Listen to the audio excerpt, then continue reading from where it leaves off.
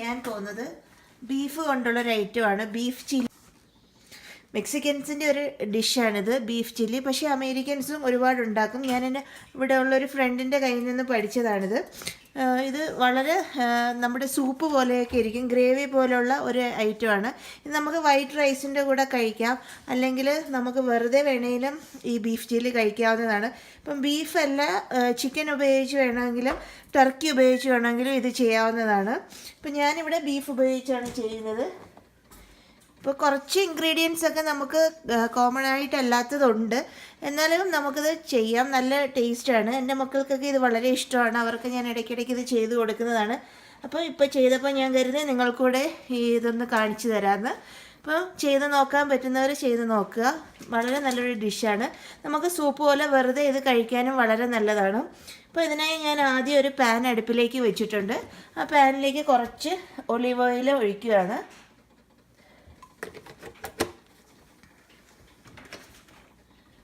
Olive ഓയിലാണ് ഇതിന് ഉപയോഗിക്കുന്നത്. ഒരു ടേബിൾ സ്പൂണോളം ഒലിവ് ഓയിൽ ഞാൻ ഒഴിച്ചു കൊടുത്തിട്ടുണ്ട്. ഓയിൽ ഒന്ന് ചൂടായി വരുമ്പോൾ ചെറുതായി അരിഞ്ഞു വെച്ചേക്കുന്ന സവോള, ഇത് വൈറ്റ് ഒണിയനാണ്, വെള്ള കളറിലെ സവോളയാണ്.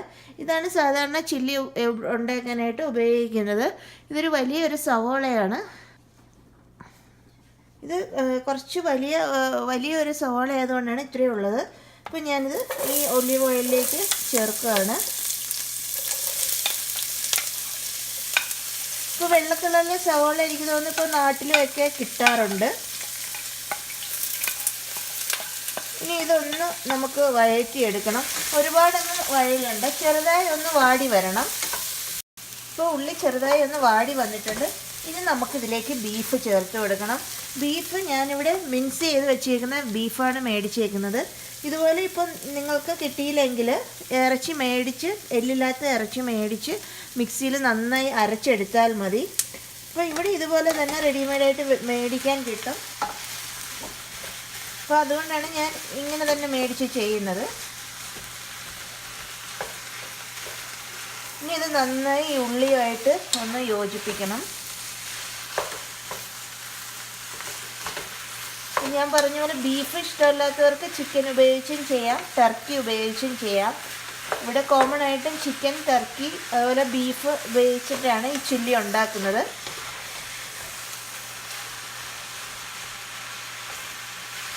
പക്ഷെ ബീഫ് ഉപയോഗിച്ച് ചെയ്യുമ്പോഴാണ് നല്ലൊരു ടേസ്റ്റ് ഉണ്ടാവുക. ഇനി ഈ ബീഫ് നന്നായിട്ട് ഈ കളറൊക്കെ ഒന്ന് മാറി നല്ല ബ്രൗൺ കളറിൽ വരണം. ഇപ്പോൾ ഇറച്ചിയുടെ കളറൊക്കെ മാറി വെള്ളമൊക്കെ ഊറി വരാൻ തുടങ്ങിയിട്ടുണ്ട്. ഇപ്പോൾ ഇറച്ചി ഇതുപോലെ കളറാവുമ്പോൾ വേണം ബാക്കിയുള്ള കാര്യങ്ങൾ നമ്മൾ ചെയ്യാനായിട്ട്. ഇനിയിപ്പോൾ ഇതിനകത്തേക്ക് കുറച്ച് വെളുത്തുള്ളിയും കുറച്ച് രണ്ട് വലിയ പച്ചമുളകും ഞാൻ അരിഞ്ഞു വെച്ചേക്കുന്നതാണ്. ഇതൊന്ന് ചേർത്ത് കൊടുക്കാം. അപ്പം മുളക് എരിവിനനുസരിച്ച് ചേർക്കാവുന്നതാണ്. എരിവ് കൂടുതൽ ഇഷ്ടമുള്ളവർക്ക് അതനുസരിച്ച് കൂടുതൽ ചേർക്കാം. അതുപോലെ തന്നെ ഇതൊരു ക്യാപ്സിക്കമാണ്. ഇത് ഞാനിവിടെ ഒരു ചുമന്ന ക്യാപ്സിക്കമാണ് എടുത്തേക്കുന്നത്. ഇപ്പോൾ നിങ്ങൾക്ക് ഗ്രീൻ ക്യാപ്സിക്കം ആണെങ്കിൽ അത് എടുക്കാം, ഇഷ്ടമുള്ള ക്യാപ്സിക്കം എടുക്കാം. ഇപ്പോൾ എൻ്റെ കയ്യിൽ ഈ ഒരു കളറേ ഉള്ളൂ, അതുകൊണ്ടാണ് ഞാൻ ഈ റെഡ് എടുത്തത്. ഇപ്പോൾ റെഡും ഗ്രീനും വേണമെങ്കിലും ചേർക്കാം, നല്ലത് തന്നെ. ക്യാപ്സിക്കം എത്ര കളർ വേണമെങ്കിലും നമുക്ക് ചേർക്കാം. ഞാനിപ്പോൾ റെഡ് ക്യാപ്സിക്കം ചേർത്ത് ഇതെല്ലാം നന്നായി ഒന്ന് മിക്സ് ചെയ്ത് കൊടുക്കണം.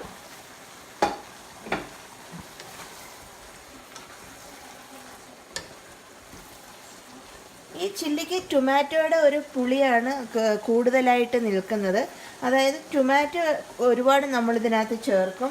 അപ്പം ഞാനിവിടെ ടൊമാറ്റോ പ്യൂരെ ഞാൻ റെഡിമെയ്ഡായിട്ട് മേടിച്ചതാണ്. സാധാരണ ഞാൻ ഇത് പ്യൂരെ ഉണ്ടാക്കിയാണ് എടുക്കുന്നത്. അപ്പോൾ ടൊമാറ്റോ പ്യൂരെ ഞാൻ ചേർക്കുകയാണ്. അതുപോലെ തന്നെ ഇത് ടൊമാറ്റോ അരിഞ്ഞതാണിത്. നമുക്ക് ടൊമാറ്റോ അരിഞ്ഞ് തന്നെ എടുക്കാവുന്നതാണ്. അതുപോലെ ഇത് കുറച്ച് ടൊമാറ്റോ സോസാണ്. അപ്പോൾ ടൊമാറ്റോ ഒരുപാട് ചേർക്കണം. ടൊമാറ്റോയുടെ ടേസ്റ്റ് ഒന്ന് മുന്നിൽ നിൽക്കണം, ആ പുളിപ്പൊക്കെ. അപ്പോൾ ടൊമാറ്റോ പ്യൂരെ നമ്മൾക്ക് ഉണ്ടാക്കി വേണമെങ്കിൽ എടുക്കാം, അല്ലെങ്കിൽ റെഡിമെയ്ഡായിട്ട് ഇതുപോലെ മേടിക്കാം. പിന്നെ കുറച്ച് ടൊമാറ്റോ നമ്മൾ അരിഞ്ഞെടുത്താൽ മതി. ടൊമാറ്റോ പ്യൂരേ ആയിട്ടും ചേർക്കണം, നമ്മൾക്ക് അരിഞ്ഞ ടൊമാറ്റോയും ചേർക്കണം. ഇതിന് ശേഷം കുറച്ച് വെള്ളം കൂടെ ഞാൻ ഒഴിച്ചു കൊടുത്തു, ഒരു അര ഗ്ലാസ് വെള്ളം ഒഴിച്ചു കൊടുത്ത്. സാധാരണ വെള്ളത്തിന് പകരം നമുക്ക് ബീഫിൻ്റെ സ്റ്റോക്ക് വേണമെങ്കിൽ ചേർക്കാം, അല്ലെങ്കിൽ വൈൻ ഉണ്ടെങ്കിൽ വൈൻ ചേർക്കുന്നവരുണ്ട്. അപ്പം ഞാൻ വെള്ളമാണ് ചേർത്തത്. നന്നായി ഒന്ന് ഇളക്കി കൊടുക്കാം. ഇനി ഇതിലേക്ക് കുറച്ച് പൊടികൾ ചേർക്കണം. കുറച്ച് ഉപ്പ് ചേർത്ത് കൊടുക്കുകയാണ് ആദ്യം. ഉപ്പ് കുറച്ച് ചേർത്തിട്ട് അവസാനം നോക്കിയിട്ട് നമുക്ക് വേണമെങ്കിൽ ചേർക്കാം.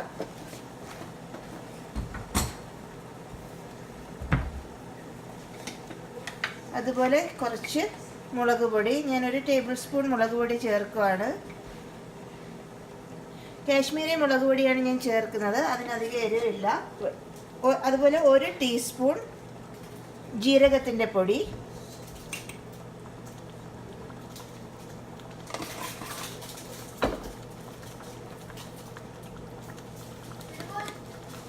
അതുപോലെ ഞാൻ 1 ടീസ്പൂൺ കുരുമുളക് പൊടി ചേർക്കുകയാണ്.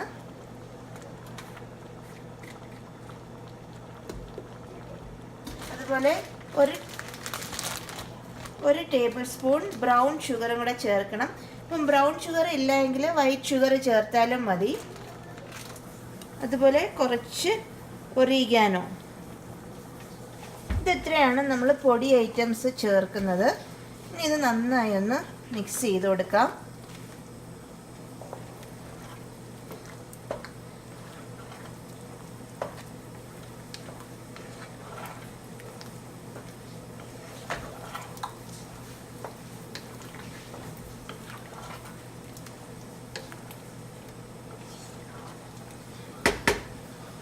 ഇനി ഇതിനകത്ത് ചേർക്കുന്ന മെയിൻ ഐറ്റംസ്, ഇനി ഒരു കാര്യം കൂടെ ചേർക്കണം.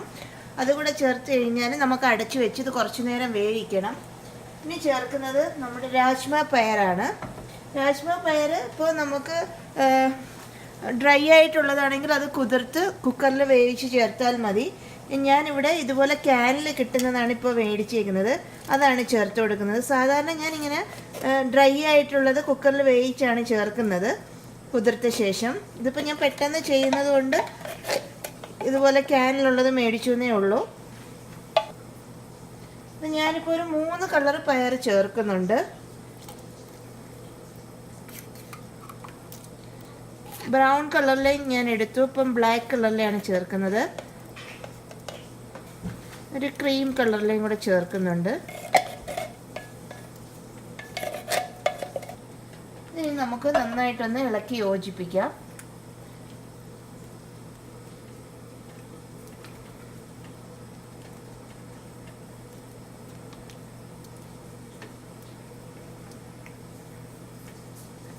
ഇപ്പം ചില്ലി ഉണ്ടാക്കാനായിട്ടുള്ള സാധനങ്ങളെല്ലാം കഴിഞ്ഞു. ഇതുപോലെ ഇത്രയും സാധനങ്ങൾ വെച്ചാണ് നമ്മൾ ചില്ലി ഉണ്ടാക്കുന്നത് സാധാരണ. ഇനി ഇത് നന്നായിട്ട് അടച്ചു വെച്ച് 1 മണിക്കൂറോളം അടച്ചു വെച്ച് നമുക്ക് വേവിക്കണം. കാരണം ബീഫൊക്കെ വേകണം നന്നായിട്ട്. അപ്പോൾ മീഡിയം തീയിലിട്ട ശേഷം 1 മണിക്കൂറോളം വേവിക്കണം. ഇടയ്ക്കിടയ്ക്ക് ഒന്ന് ഇളക്കി കൊടുത്താൽ മതി. പിന്നെ നമ്മൾക്ക് ഒരു ചെറിയൊരു തിക്നെസ് ആയിട്ട് വേണം നമുക്ക് ഇത് എടുക്കാനായിട്ട്.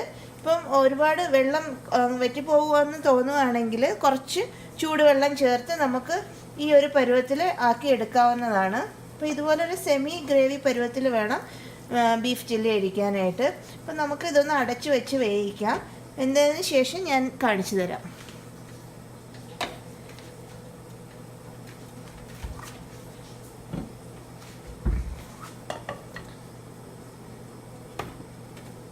നല്ല ടൈറ്റായിട്ടുള്ള ഒരു അടപ്പ് വെച്ച് അടച്ച് വേവിക്കണം.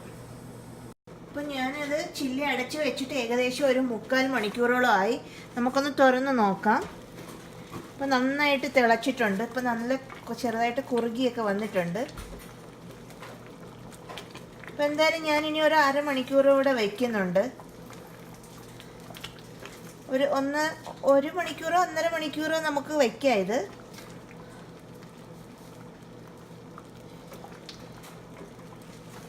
അപ്പം ഇതിങ്ങനെ ഈ കുറുകിയിരിക്കുന്നതാണ് ഇതിൻ്റെ ഒരു പരുവം. കുറച്ചുകൂടെ ഒന്ന് ഗ്രേവി ഒന്ന് തിക്കാവട്ടെ.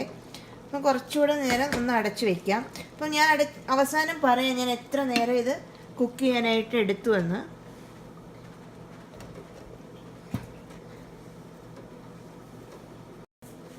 ഇനി നമുക്ക് ചില്ലി ഒന്ന് തുറന്ന് നോക്കാം. ഞാൻ ഏകദേശം 1.5 മണിക്കൂറായി അടച്ചു വെച്ച് വേവിക്കാൻ തുടങ്ങിയിട്ട്. 1 മണിക്കൂർ ഞാൻ മീഡിയം തീയിലിട്ട് വേവിച്ചു. അത് കഴിഞ്ഞ ശേഷം അരമണിക്കൂർ ഞാൻ ലോ ഫ്ലെയിമിലിട്ടാണ് വേവിച്ചത്. അപ്പോൾ ഇത് റെഡി ആയിട്ടുണ്ട്. ഇതുപോലെ ഒരു സെമി ഗ്രേവി പരുവത്തിൽ വേണം ചില്ലി ഇരിക്കാനായിട്ട്. അപ്പോൾ ഇത് റെഡി ആയിട്ടുണ്ട്. അപ്പോൾ ഇതിൻ്റെ മുകളിൽ വേണമെങ്കിൽ നിങ്ങൾക്ക് ചീസ് ഗ്രേറ്റ് ചെയ്തിടാവുന്നതാണ്. ഞാനിപ്പോൾ ചീസൊന്നും ചേർക്കുന്നില്ല. അപ്പം നിങ്ങളെല്ലാവരും ഇത് ട്രൈ ചെയ്ത് നോക്കുക. അപ്പം ഞാനിത് പറഞ്ഞാൽ ഇതിൻ്റെ രുചി നിങ്ങൾക്ക് മനസ്സിലാവില്ല. ഇത് ചെയ്ത് തന്നെ കഴിച്ച് നോക്കണം. വളരെ രുചികരമായിട്ടുള്ളൊരു ഡിഷാണിത്. അപ്പോൾ കുട്ടികൾക്കൊക്കെ വളരെ ഇഷ്ടപ്പെടുന്നൊരു ഡിഷാണ്. ഞാൻ നേരത്തെ പറഞ്ഞതുപോലെ ഇത് വൈറ്റ് റൈസിൻ്റെ കൂടെയാണ് ഏറ്റവും നല്ല കോമ്പിനേഷൻ.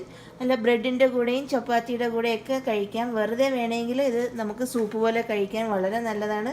വീഡിയോ ഇഷ്ടപ്പെട്ടുവെങ്കിൽ ഷെയർ ചെയ്യാനും കമൻറ്റ് ചെയ്യാനും സബ്സ്ക്രൈബ് ചെയ്യാനും മറക്കരുത്. അടുത്തൊരു വീഡിയോ ആയി കാണുന്നത് വരെ താങ്ക് യു.